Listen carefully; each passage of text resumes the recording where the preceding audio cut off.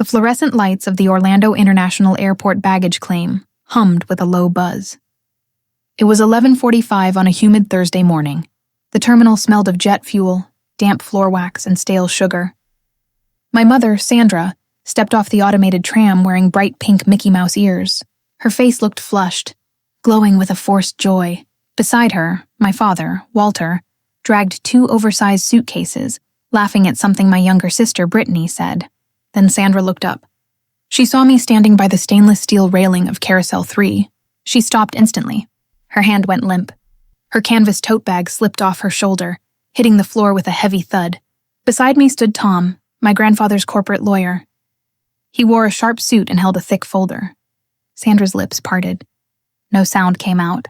I already knew. I just needed her to face it. Let me take you back to where this started. My name is Sarah. I am 29 years old. I live in Austin, Texas, where I work as a senior software engineer. When I was 8, my grandfather taught me how to back up a hard drive on an old machine. He told me that anything unrecorded could be easily erased by someone else. I never forgot that lesson. I look at life through data, logic, and cold facts. I do not like variables I cannot control. I prefer things that can be verified with absolute certainty. Before I continue, subscribe and leave a like. Drop your city and time in the comments. I read every single one. My daily life was predictable and quiet before the betrayal. I spent my days writing clean code in a quiet, sunlit home office that smelled of fresh espresso and old books. My relationship with my parents was distant but functional. Sandra was always energetic, deeply invested in my sister Brittany's social calendar and expensive hobbies. Brittany was 22, a lifestyle influencer who lived on our parents' dime. I was the independent daughter who never asked for financial help. I paid my own way through college. I bought my own car. Sandra often praised my self-sufficiency to her friends at the country club, making it sound like her own parenting success. She called me her rock. I believed she meant it. Walter was quiet, always nodding along to Sandra's plans. They had been organizing a massive 2-week family vacation to Disney World for nearly a year. It was meant to celebrate Brittany's college graduation. I was invited, though I had to pay for my own flight and park tickets. I didn't mind. I wanted to be part of the family circle for once. Everything changed on a rainy Tuesday morning at 3:14 a.m. I woke up with a sharp, blinding pain in my lower right abdomen. The room was freezing.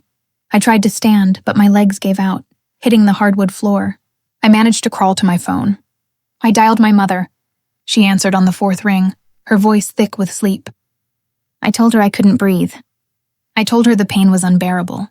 Walter drove me to the Austin Central Hospital emergency room, while Sandra stayed home to pack. By 5 a.m., the doctor confirmed my appendix was on the verge of rupturing. I needed emergency surgery within the hour. Sandra arrived at the hospital at 6:15 a.m., carrying her designer purse. She didn't look at my face. She looked at the wall clock. The plastic hospital band on my wrist felt tight. She smoothed her linen skirt 3 times before she spoke to the doctor. The family's flight to Orlando departed at 8:30 a.m. Sandra pulled the doctor into the hallway. The door stayed unlatched. I heard her whisper through the gap. She wasn't asking about surgical risks. She asked exactly how many hours recovery took, because their non-refundable vacation package was worth $14,200. The doctor explained I would be hospitalized for 4 days due to a severe infection. Sandra walked back into my room, her eyes darting toward the window. She smiled a bright, empty smile. She reached out and touched the blue plastic hospital wristband on my left arm. It was cold against my skin. What she said next left me completely frozen in that bed.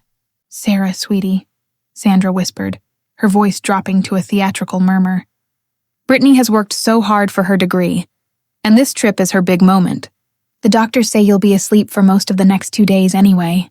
Your father and I are going to board the flight. We will check in on you the second we land in Florida." I did not answer. The room held it. Walter stood behind her looking at his shoes. They left my room at 7 a.m. I was rolled into the operating theater alone. The surgery was complicated by a minor tear, extending my procedure. When I woke up in the recovery ward at 1:45 p.m., the room was silent. The window showed a steady gray downpour. My phone sat on the bedside table. There were no missed calls from Sandra. There was no text from Walter. There was only a single automated notification from my bank account. I lay there in the dim light, listening to the steady beep of the heart monitor, realizing that my family had chosen a theme park over my survival. The blue plastic hospital wristband felt heavy on my arm. I picked up my phone with a trembling hand, trying to clear the fog from the anesthesia. I looked at the plastic band, staring at my misspelled last name on the printed thermal label. It was a small error, but it felt symbolic. I was a typo in their grand plan. I ran my thumb over the rough edge of the blue strap. I said nothing. I didn't cry. The medication kept the physical pain away, but a cold clarity began to settle in my chest. I opened my banking application to check the notification. My jaw tightened.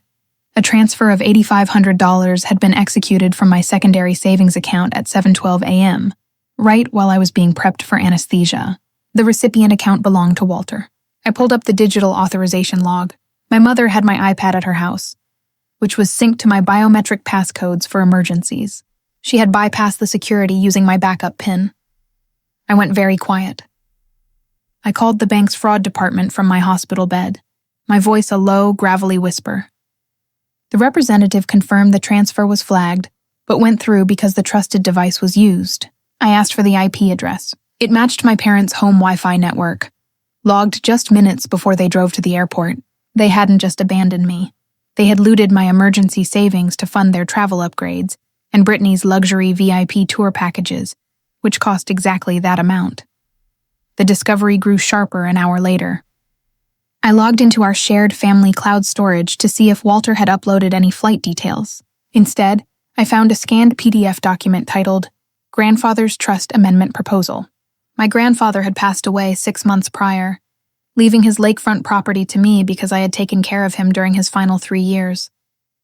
The document was an unexecuted deed transfer, prepared by an outside legal firm. Sandra had drafted an amendment attempting to claim that I was medically incapacitated and unable to manage the estate.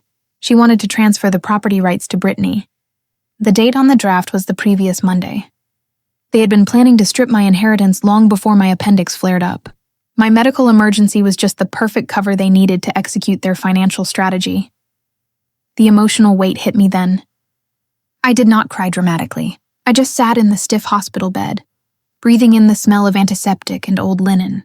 I looked at a single plastic cup of water on the rolling tray. My family had evaluated my life, attached a dollar figure to my presence, and decided I was worth less than a vacation. I closed my eyes. The room was dark now. I knew exactly what I had to do next. I needed a lawyer who couldn't be bought by my mother's tears. I unlocked my phone again and dialed a number I hadn't called in 3 years. It belonged to Tom, my grandfather's trusted attorney. The phone rang 3 times before he picked up. I heard the rain outside. Tom listened to me for 40 minutes without interrupting. His occasional grunts of disapproval were the only sounds over the line. By the next morning, he arrived at my hospital room carrying a thick leather briefcase. He had run a full forensic check on my grandfather's primary estate accounts. The full truth was staggering. Sandra and Walter had already depleted their own retirement accounts, accumulating $62,400 in high-interest credit card debt, trying to maintain their country club lifestyle and finance Brittany's social media image. They had also quietly taken an unauthorized loan against my grandfather's remaining life insurance policy using a forged signature dated November 14th. The $8,500 they stole from my account wasn't just for vacation upgrades. It was to cover the immediate past-due mortgage payment on their home so the bank wouldn't foreclose while they were away in Florida. They were drowning financially, and they had viewed my grandfather's lake house as their ultimate life raft. They needed me out of the way to sell it.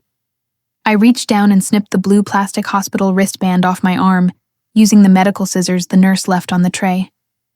It fell into my palm, a crumpled circle of cheap plastic. It had held me to the bed, but now it felt like a receipt of their abandonment. I squeezed it tightly until the edges dug into my skin. The physical pain was grounding. It reminded me that I was alive, recovered, and completely untethered from their lies. I dropped the plastic band into Tom's open briefcase, right on top of the financial spreadsheets. Tom looked at the band, then looked up at me. His eyes were steady behind his wire-rimmed glasses.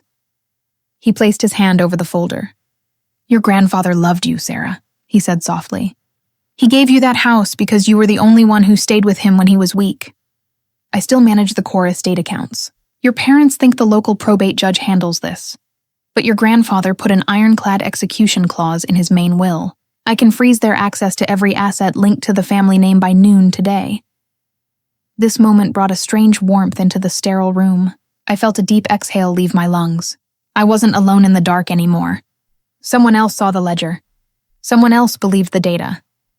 I looked at the legal documents spread across my white blanket. I decided what to do. I did not feel anger. Anger is messy. It produces bad code and flawed logic.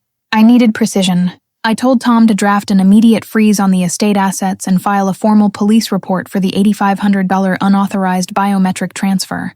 But I didn't want to serve them papers via a regular courier. I knew their itinerary. I knew exactly when their magical vacation would end. They were scheduled to land back at the Orlando airport terminal after their initial resort stay to transfer to the coastal cruise liner. I wanted to meet them at the gate of their destination before they could board the ship. That subscribe button is right there, because what happens next, I did not see it coming either. Tom booked 2 flights to Orlando for the following Thursday morning. My doctor reluctantly discharged me, warning me to keep my surgical stitches dry. The flight was long, the pressure making my abdomen ache with a dull, persistent throb. We waited by Carousel 3 for 2 hours. I watched the luggage rotate, an endless cycle of bags. Then the automated tram doors hissed open. Sandra, Walter, and Brittany walked out. But they weren't alone. Walking right beside my sister was a man in a dark blue airport security uniform. He held Brittany firmly by the elbow. Her face was distorted with angry tears. Sandra was arguing loudly with an airport terminal supervisor, her pink Mickey ears shaking violently with every word. My planned, quiet legal confrontation was instantly shattered by the chaotic scene unfolding before us. They had run into a massive, unforeseen legal problem before Tom or I could even step forward and utter a single word. The baggage claim area became an impromptu courtroom under the harsh fluorescent lights. The terminal was crowded with tourists, but a 10-foot clearance opened around my family. The security officer was holding an incident report. Brittany had tried to walk out of a high-end resort boutique, wearing a $2,400 designer necklace without paying, claiming her family was VIP.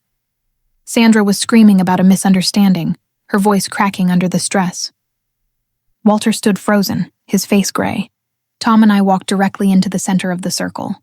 The supervisor stopped talking. Sandra turned, her eyes widening as she recognized me. I did not raise my voice. I did not cry.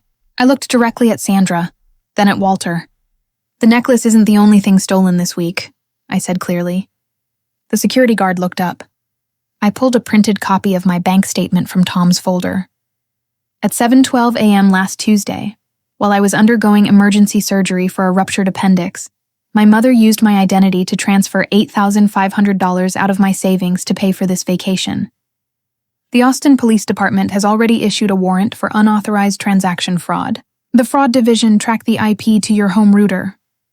Sandra opened her mouth, her body shaking. She dropped her designer bag. "Sarah, please, we were going to pay it back," she stammered. I continued, my voice measured and cold. "Also, Tom has filed the estate freeze. The lake house is completely locked. The unauthorized loans you took against Grandpa's insurance policy have been reported to the state board. You aren't going on a cruise. You are going to have to explain to the state prosecutor why you abandoned your daughter in a hospital bed to steal her inheritance." Sandra collapsed onto one of the hard-shell suitcases, her face buried in her hands. The pink Mickey ears tilted forward, looking ridiculous against her tears. Walter finally spoke, his voice a low, broken rattle. "We had no choice, Sarah. The house payments were 6 months behind. We were trying to protect Brittany's future. If she lost her social standing, everything we built would be gone. We just needed a little more time." It was an honest admission, stripped of the usual country club pride. They had sacrificed my survival to feed an illusion of wealth that never existed. They had chosen the golden child's vanity over the practical daughter's life. It was a pathetic reason, rooted in a lifetime of uncorrected entitlement and fear of public shame. It wasn't enough to save them. The resolution was delivered entirely on my terms. Tom handed the official legal injunction to Walter, who took it with trembling fingers. The airport security officer decided to detain Brittany for local booking due to the boutique theft, and my parents had to use their remaining cash to secure a local defense attorney instead of boarding their luxury cruise ship. I didn't stay to watch the booking. I instructed Tom to proceed with the full recovery lawsuit for the $8,500 and remove Sandra entirely from any association with my grandfather's remaining estate. They lost the lake property, their pride, and their access to my life. I cut their cell phone lines for my family plan that afternoon. They were completely on their own, forced to face the real-world debt they had spent decades sprinting away from. People who use their family members as financial leverage will eventually find themselves bankrupt in every way that matters. True loyalty cannot be demanded from a position of cruelty. When you leave someone alone in a hospital bed, you lose the right to ever stand in their room again. I walked out of the automatic terminal doors into the bright, warm Florida sunshine. The heavy midday humidity hit my skin instantly, but I felt a strange, clean peace settling deep over my chest. Tom walked quietly beside me, carrying the heavy leather briefcase containing our files. I looked down at my bare left wrist where the tight blue hospital wristband used to be all week. There was only a faint red mark left on my skin, an imprint that would completely disappear before the morning arrived. I was no longer an unrecorded variable in their toxic financial equation. I was entirely free. My name is Sarah, and I finally deleted them from my daily life.